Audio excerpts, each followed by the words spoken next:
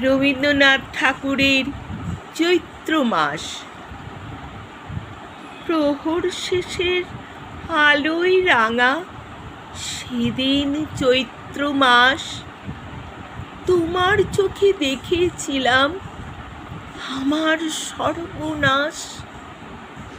হে সংসারের নিত্য খেলায়, প্রতিদিনের প্রাণের মেলায়, বাটে ঘাটে হাজার লোকের হাস্য পরিহাস। মাঝখানে তার তোমার চোখে আমার সর্বনাশ।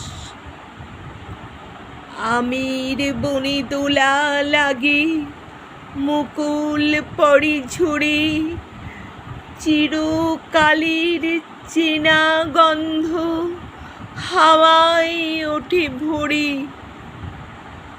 মঞ্জরিত শাখায় শাখায়, মৌমাছিদের পাখায় পাখায়, ক্ষণে ক্ষণে বসন্ত দিন ফেলেছে নিঃশ্বাস।